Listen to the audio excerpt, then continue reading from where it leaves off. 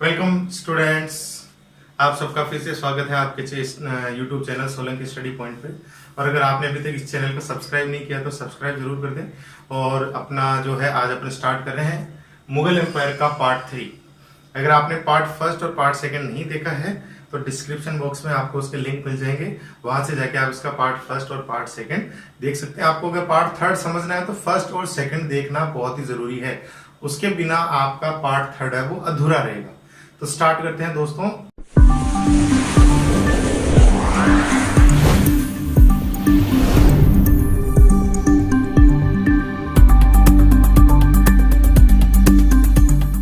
आज के वीडियो में अपन पढ़ने वाले हैं,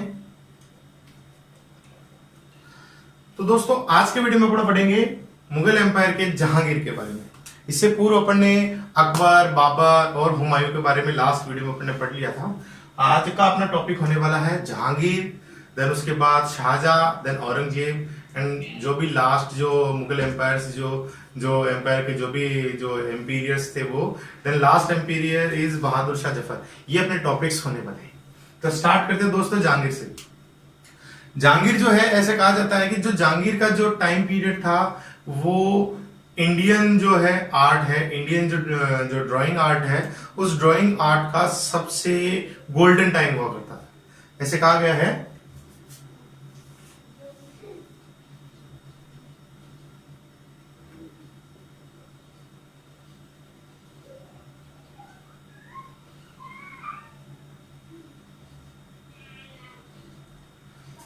क्योंकि इसके टाइम में जहांगीर के काल में सबसे बड़ी बात तो यह है कि ये ड्राइंग का बहुत ही बड़ा लवर था, इसको लव था ड्राइंग से। तो इसके टाइम में सबसे ज्यादा जो आर्टिस्ट थे वो इसके दरबार में थे और बहुत सी जो ड्राइंग्स है इसने बनाई। पॉइंट नंबर 1 ये। पॉइंट नंबर 2 ये है कि इसी जहांगीर के टाइम से ही ब्रिटिश एम्पायर है उसकी स्टार्टिंग हुई थी। ब्रिटिश एम्पायर में जो है स्टार्टिंग कैसे हुई थी? स्टार्टिंग में वो लोग यहाँ पे जो है मर्चेंट का काम करने आए थे। कुछ मर्चेंट आए थे, उन मर्चेंट का जो मेन लीडर था वो था sir Thomas Roe.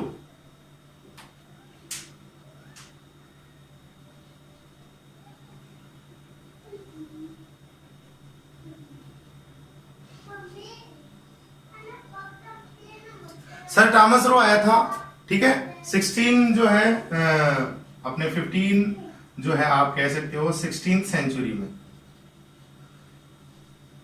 16th century में जहांगीर के टाइम के अंदर सर टॉमस रो आया था, जो कि आपके ब्रिटिश एम्पायर का फर्स्ट मर्चेंट था, ठीक है।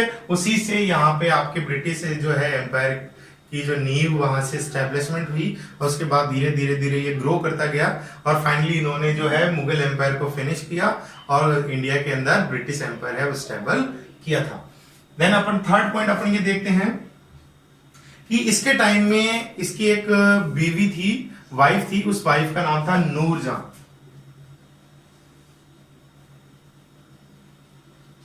इसका जो है वो बहुत ही मेन रोल है जहांगीर के टाइम में, क्योंकि जहांगीर जो है स्टार्टिंग से ठीक है बहुत पावरफुल था, लेकिन कुछ हुआ क्या कि इसकी जो है शादी हुई थी जोधपुर के जो किंग थे जिनका नाम है मोटा राजा उदय सिंह, ठीक है। जो मोटा राजा उदय सिंह है उसकी जो वाइफ है उसकी जो बेटी थी, ठीक है, उसकी बेटी से उसकी शादी होती है और उसकी बेटी के एक लड़के का जन्म होता है जिसका नाम होता है खुर्रम,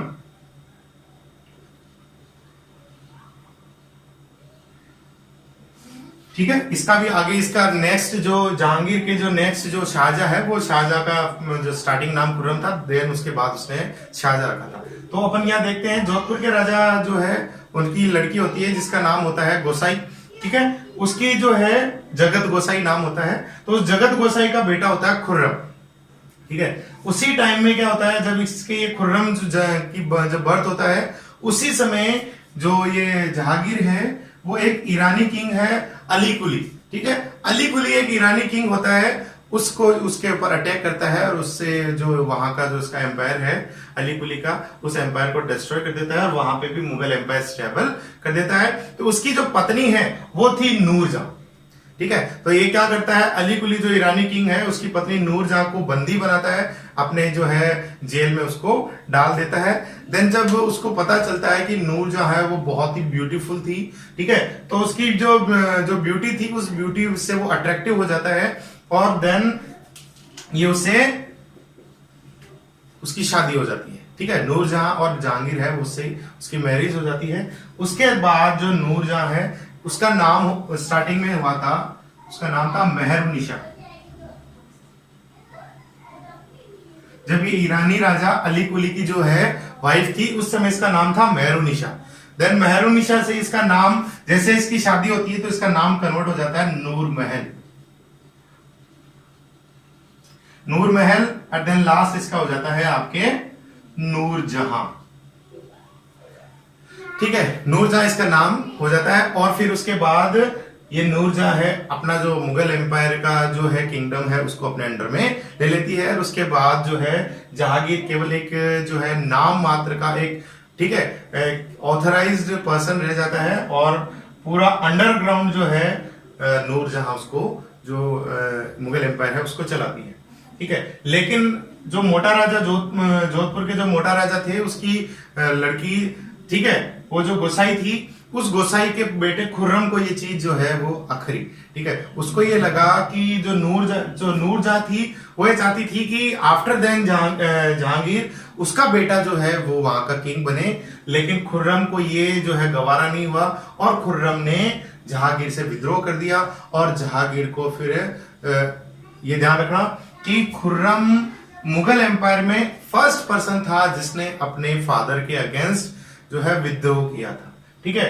और देन उसके बाद में जो है नेक्स्ट यहाँ का राजा आपका बनता है खुर्रम, जिसका बाद में नाम चेंज हुआ और उसे कहा गया शाहजहां। तो दोस्तों नेक्स्ट पढ़ते हैं अपन। देन नेक्स्ट है दोस्तों अपना शाहजहां। शाहजहां के बारे में ऐसे कहा जाता है, शाहजहां जो है उसका जो टाइम पीरियड है वो स्टार्ट होता है 1627 एसी से, जब जहांगीर की डेथ हो गई थी, ठीक है। उसके बाद जो है शाहजहां वहां का किंग बना। देन उसके बाद में क्या होता है, कहा जाता है ऐसा कि शाहजहां जो है उसके टाइम में जो इंडियन कल्चर है उसको और जो इंडियन आर्किटेक्चर है उसका गोल्डन टाइम पीरियड कहा जाता है, क्योंकि सबसे ज्यादा जो आर्किटेक्चर का वर्क है वो शाहजहां के टाइम में हुआ था, ठीक है। अब आर्किटेक्चर में आप चीज देखते हैं कौन कौन सी चीजें उन्होंने जो वैसे बहुत सारी चीजें बनाई, जो फेमस जो है सबसे ज्यादा जो जिनको लोग देखते हैं उनके बारे में देखते हैं। जैसे नंबर 1 ताजमहल, ठीक है, दिल्ली का रेड फोर्ट। ताजमहल आपको पता है कहाँ है, Taj Mahal is located in Agra and red fort is located in Delhi. Then next है Jama Masjid. Jama Masjid also located in Delhi and Diwane Aam and Diwane Khas is also located in Delhi. Then last है आपका मोती मस्जिद। ये जो मोती मस्जिद है, मोती मस्जिद इन लोकेटेड इन आगरा, ठीक है। और देन उसके बाद में उसने वापस इसकी जो शाहजहां की जो बेटी थी उसने भी एक दिल्ली के अंदर मोती मस्जिद जो है उसका निर्माण किया था। देन अपन देखते हैं अब क्या था, शाहजहां जो है, ठीक है, जो आर्किटेक्चर में बिजी था तो उसके जो है 4 सन्स थे। कौन से सन्स थे उनके नाम देखते हैं। दारा शिकोह, औरंगजेब, ठीक है, जो है शाहबुजा और मुराद, ये 4 इसके सन्स थे। इन चारों सन्स के बीच में क्या होता है, अपने नॉमिनीज जो है, जो एम्पायर नॉमिनीज है, उस एम्पायर नॉमिनीज के लिए इनके बीच में बैटल स्टार्ट हो जाता है। और बैटल में क्या होता है, जो फाइनली है, जो लास्ट फाइनल बैटल होता है दारा शिकोह और औरंगजेब के बीच में, ठीक है। The final battle has started between Dara Shikoh and Aurangzeb and the battle was stable in 2 times and both times Aurangzeb win the battle. तो दोनों टाइम्स की जो है जीत होती है। देन उसके बाद में क्या होता है, शाहजहां जो है, शाहजहां और उसकी जो बीवियां जो भी होती है, औरंगजेब जो है उन्हें आगरा की जेल में शिफ्ट कर देता है और वहीं उसकी जो है डेथ होती है। अब देखते हैं कि इसने क्या किया, ठीक है। अब ताजमहल बनाया। ताजमहल इसकी जो है मेन, आपको कह सकते हैं कि जो है आपके जो 7 वंडर्स है उसमें से एक ताजमहल है। तो ताजमहल के बारे में देखते हैं क्या क्या चीजें ताजमहल के बारे में फेमस है। कि Taj Mahal made by the Shah Jahan in the memory of his wife Mumtaz. जो उसकी जो वाइफ थी मुमताज, उसकी मेमोरी के अंदर जो है शाहजहां ने ताजमहल जो है उसका मैन्युफैक्चरिंग, उसका जो है आर्किटेक्चर किया था। और उसके आर्किटेक्चर जो थे वो थे ईरानी आर्किटेक्चर, उस्ताद अहमद लाहौरी। उस्ताद अहमद लाहौरी एक ईरानी आर्किटेक्चर था, इसने ये पूरा इंजीनियरिंग का वर्क है जो ताजमहल है उसके लिए किया था। ठीक है, देन है कि ये स्टार्ट हुआ था 1632 में और फिनिश्ड हुआ था 1648 के, ठीक है, आसपास। अच्छा, इसके बारे में ऐसा और भी कहा जाता है कि जब यमुना जो रिवर है, उस यमुना रिवर के पास में जब आपका ये ताजमहल बनाया गया था, तो ये बनाया गया था आपके व्हाइट जो है मार्बल, ठीक है, व्हाइट जो मार्बल स्टोन था उस मार्बल स्टोन से बनाया था। और ऐसा कहा जाता है, बहुत सारी ऐसी स्टोरीज जो है वो लोगों के बीच में थी कि शाहजहां ने व्हाइट स्टोन के साथ में यमुना नदी के उस सेकंड जो है उस दूसरी तरफ जो है वहां पे रेड ब्लैक स्टोन से भी एक जो है ब्लैक ताजमहल बनाने की जो है स्टार्टिंग करी थी। लेकिन बाद में ऐसे पता चला कि जो व्हाइट स्टोन थे, ठीक है, वही जो है जो उसकी देखभाल नहीं हुई या बारिश वगैरह एटमॉस्फेयर की वजह से वो जो है ब्लैक दिखने लगे, तो जो है उसका भी खंडन होता है। लेकिन ये चीजें आपको देखने को मिलती है। तो ये था अपना शाहजहां। ठीक है, अब देखते हैं शाहजहां जो है उसकी जो अब मेमोरी में किसकी मेमोरी में बनाया, उसकी जो वाइफ थी मुमताज, उस मुमताज के बारे में देखते हैं। आप लोगों को ज्यादातर आप लोगों ने ये सुना होगा कि ताजमहल, ठीक है, जस्ट लाइक ए लव, ठीक है, मतलब जो है प्रेम है, लव सिंबल है, ताजमहल को लव सिंबल बोला जाता है। तो आज मैं आपको कुछ बताने जा रहा हूं जिससे आपका जो माइंड है वो बिल्कुल चेंज हो जाएगा कि Taj Mahal is not a love symbol, Taj Mahal just a architecture, ठीक है, बिल्डिंग। तो अब आर्किटेक्चर बिल्डिंग जो है उसके बारे में देखते हैं कि ये लव का सिंबल कैसे नहीं है। ठीक है, नंबर 1 स्टार्ट करते हैं कि जो ये मुमताज थी ये 8th नंबर की वाइफ थी, यानी इससे पहले इसकी 7 वाइफ, ठीक है, Shah Jahan has 9 wives and Mumtaz is 8 number, ठीक है, मुमताज का नंबर था 8 एंड उसके मुमताज के भी 14th जो है चाइल्ड थे, जो लास्ट 14 चाइल्ड था उसके बर्थ के टाइम ही मुमताज की डेथ हुई थी। तो नंबर 1 तो ये हो गया कि ठीक है, और देन उसके बाद में भी क्या होता है, जो ये उस्ताद जो अहमद लाहौरी होता है ये, और उसकी जो भी लेबर्स होती है उसके वो हाथ जो है हैंड्स है वो ब्रेक करा देता है। और उसके बाद में जो उसकी जो बहन होती है मुमताज की छोटी बहन, उसके साथ में जो शाहजहां है उसकी मैरिज हो जाती है। ठीक है, तो ये हो गया उसकी टोटल 9 जो वाइफ्स है उसके बारे में, और उसका जो बिहेवियर था वो। देन उसका मेन रीजन क्या था कि जो ये ताजमहल जो बनाया उस्ताद लाहौरी ने, इंडिया के अंदर कोई भी जो है इंपीरियर है इस तरीके की आर्किटेक्चर दोबारा स्टेबल नहीं कर सके, कोई मैन्युफैक्चरिंग ऐसी सेकंड टाइम जो है इंडिया में वापस नहीं हो, इसकी वजह से उसने जो मजदूर थे उन लोगों के हाथ कटवा दिए थे। नेक्स्ट अपन देखते हैं, अब इन दोनों के बीच दारा सिकोर और औरंगजेब के दोनों के बीच में होता है, और औरंगजेब युद्ध को जीत जाता है और शाहजहां को आगरा जेल में शिफ्ट कर देता है। अब देखते हैं इसकी नेक्स्ट जो है औरंगजेब, उसके बाद लास्ट है दोस्तों अपना औरंगजेब। औरंगजेब के बाद में कोई पावरफुल जो है किंग जो है मुगल एम्पायर का कोई भी पावरफुल इंपीरियर नहीं था। देन लास्ट आप पढ़ोगे उसके बाद में बहादुर शाह जफर। तो देखते हैं दोस्तों औरंगजेब। औरंगजेब जो है उसने उसका जो है रूलिंग टाइम स्टार्ट हुआ था 1658 से, ठीक है, और 1707 तक इसका जो है टाइम पीरियड था। और अकबर के बाद सेकेंड एम्पीरियर ये था जिसने लॉन्ग टाइम तक जो है रूलिंग इंडिया पे की थी। तो देखते हैं दोस्तों इसके बारे में, इसके 3 टॉपिक्स है मेन। नंबर 1 वेस्ट जो है एम्पायर इन द मुगल एम्पीरियर, ठीक है, जो मुगल एम्पायर था उसमें सबसे ज्यादा वेस्ट एम्पायर इसी का था, मतलब सबसे ज्यादा जो है फैला हुआ एम्पायर इसी का था। सबसे ज्यादा जमीन जो है मतलब क्षेत्रफल की दृष्टि से अगर एरिया की तरीके से देखें कि हाईएस्ट एरिया जो था वो मुगल एम्पायर में जो है औरंगजेब के टाइम में था। सेकंड ये है कि मुगल जितने भी एम्पायर हुए उन सभी मुगल एम्पायर में सबसे ज्यादा पावरफुल और सबसे ज्यादा रिचेस्ट जो है वो एम्पीरियर मुगल एम्पायर में जो है ये एम्पीरियर था। ठीक है, लास्ट ये है कि इसका जो मेन जो है इसको कहा जाता है कि ये एक कट्टर मुस्लिम पंथी जो है एम्पीरियर था, मतलब ये मुस्लिम कम्युनिटी को बहुत ज्यादा जो है तवज्जो देता था, और जो नॉन मुस्लिम कम्युनिटीज थी वो इसकी नजर में बहुत ही ज्यादा इसको जो है तकलीफ देती थी। तो इसके लिए उसने क्या किया, एक जजिया जो है कानून, जो जजिया लॉ है उसने स्टार्ट किया था, शरीयत लॉ। ठीक है, जिसको आज भी मुस्लिम कम्युनिटी सीरियत लॉ को फॉलो करती है। ठीक है, और इसकी सीरियत कम्युनिटी के इस सीरियत लॉ के अकॉर्डिंग जो नॉन मुस्लिम कम्युनिटी जितनी भी थी उन सभी को ये जो लोग हैं ये काफिर कहते थे।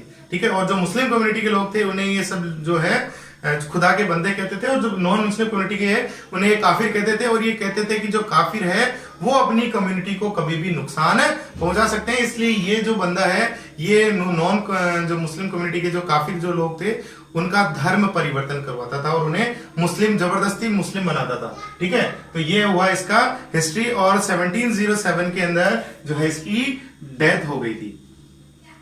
उसके बाद में जो एम्पायर है आपका औरंगजेब के बाद में मुगल एम्पायर में बहुत सारे जो है आए, उसके आपको नाम लिखता जाऊं तो कोई मतलब नहीं है।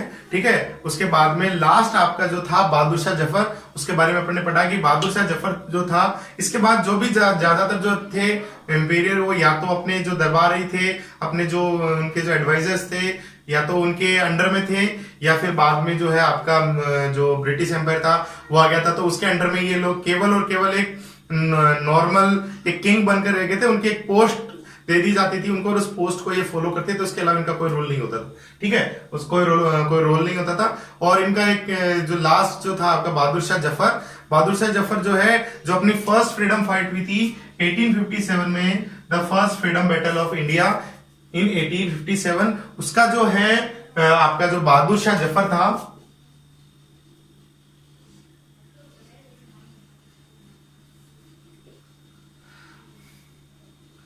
90% लोग ये समझते कि औरंगजेब के बाद में मुगल एम्पायर है वो डिस्ट्रॉय हो गया था, लेकिन औरंगजेब के बाद भी 16 या 17 जो है किंग हुए थे, और लास्ट किंग था आपका बहादुर शाह जफर जो 1857 तक यहाँ पे उसने जो है मुगल एम्पायर के अंडर इसने जो है अपना जो एम्पायर है उसको स्टेबल रखा। और 1857 की जो जब फर्स्ट इंडियन बैटल हुआ था फ्रीडम बैटल, उसका जो है इसने लीडरशिप की थी। और लीडरशिप की सबसे बड़ी कमी ये रही कि जब इसने लीडरशिप करी तब इसकी एज थी 80 ईयर ओल्ड, यानी ये बहुत ही ओल्ड हो चुका था, जिसकी वजह से इसकी जो थिंकिंग पावर था वो बहुत लो था और ये डीपली नहीं सोच सका। और जो है अपने अंडर में जितने भी किंग्स और जो प्रिंसेस थी उनको ये बराबर जो है टेक ओवर नहीं कर सका, और जो अपना फर्स्ट जो फ्रीडम बैटल है वो अनकम्प्लीट रहा। ये बहुत सारी चीजें थी। अभी जो है कुछ वीडियोस के बाद में अपन देखेंगे। 1857 का अपना जो टॉपिक स्टार्ट करेंगे, द फर्स्ट इंडियन जो है फ्रीडम बैटल इन 1857। तो अब ये बहुत सारी चीजें हुई और उसके बाद में इसको जो है म्यांमार जो आपका जो ब्रह्मा कंट्री है, उस ब्रह्मा कंट्री के अंदर जो है अंग्रेजों ने इसको ब्रिटिश एम्पायर ने 1857 में वहां पे जेल में डाल दिया और वहीं पे बाद में उसकी डेथ हो गई थी। तो ये आपका यहां जाकर के मुगल एम्पायर है वो फिनिश हो जाता है। तो आई होप दोस्तों कि आपको मुगल एम्पायर से रिलेटेड सारे जो डाउट्स थे वो क्लियर हो गए होंगे। और भी अगर आपका कोई डाउट्स बचता है तो आप उसको कमेंट बॉक्स में डालें। और अभी तक आपने पूरा वीडियो देखा है और अगर सोलंकी स्टडी पॉइंट आपका जो चैनल है उसको सब्सक्राइब नहीं किया है तो सब्सक्राइब कर दें। आपका सब्सक्राइबर मेरा मनोबल बढ़ाएगा। तो जितने आप लोग सब्सक्राइब करोगे उतना मैं अच्छे वीडियो क्रिएट कर पाऊंगा। और दोस्तों अगर आपने वीडियो को लाइक नहीं किया तो उसको लाइक करें, अपने दोस्तों के साथ इसको शेयर करें। आज की वीडियो में बस इतना ही, मिलते हैं अगले वीडियो के साथ। जय हिंद, जय